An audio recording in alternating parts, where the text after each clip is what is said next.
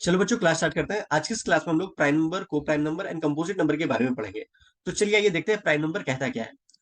A prime number is divided by one and the number itself. मतलब हम उसी number coprime number बोलेंगे जो वन से डिवाइड हो या खुद से हो। ठीक है। और क्या कहता है?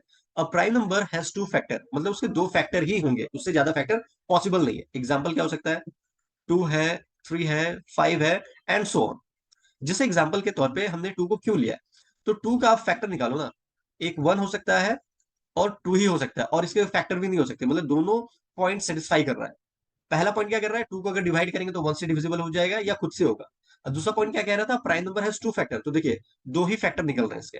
ठीक है। वैसे थ्री, वैसे फाइव भी है। ठीक है। और भी संख्या हो सकते हैं, एंड सो ऑन। ठीक है। तो चलिए ये देखते हैं coprime number. Coprime number क्या कहता है? Coprime number are those number that have only one common factor, namely one. इसका मतलब क्या है? देखो, जैसे मान लो फॉर एग्जाम्पल हमने 10 और 15 को लिया। मैं आपसे पूछूंगा ये क्या को प्राइम नंबर है? हमेशा ये पेयर में होंगे। ठीक है। को प्राइम नंबर है, तो आप बोलोगे सर ये को प्राइम नंबर कैसे हो सकता है? एक्चुअल में देखो, मैं ना आपको एकदम सिंपल तरीके से बताता हूँ। को प्राइम नंबर का मतलब हो गया जिगड़ी दोस्त, मतलब उनके बीच में कोई दरार नहीं डाल सकता है। यहाँ पे फाइव ऐसा डिजिट है जो दोनों को डिवाइड कर पा रहा है। देखो, फाइव टू सा 10, फाइव थ्री सा 15। तो ये को प्राइम नंबर नहीं है। मतलब वैसे पेयर ऑफ नंबर जो सिर्फ वन से डिवाइड हो और किसी से डिवाइड ना हो। जैसे एग्जाम्पल के तौर पे टू एंड थ्री।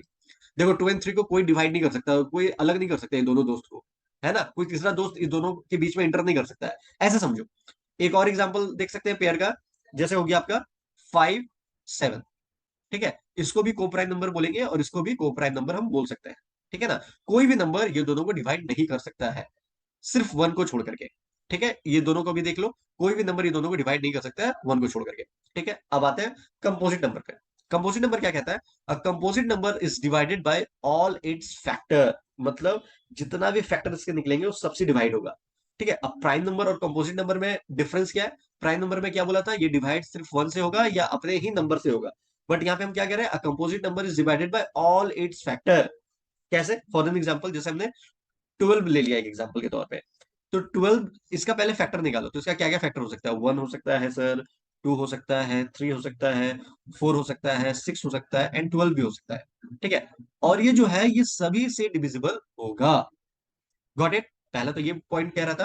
दूसरा पॉइंट क्या कह रहा था? A composite number has more than two factor. अभी हम लोग ने देखा 12 पे कितना फैक्टर निकल सकता है? वन है, टू है, थ्री है, फोर है, सिक्स है, 12 है। बहुत सारे फैक्टर निकल सकते हैं। तो और कंपोजिट नंबर का एग्जाम्पल क्या क्या हो सकता है? फोर हो सकता है, सिक्स हो सकता है, एट हो सकता है, नाइन हो सकता है, 86। ठीक है।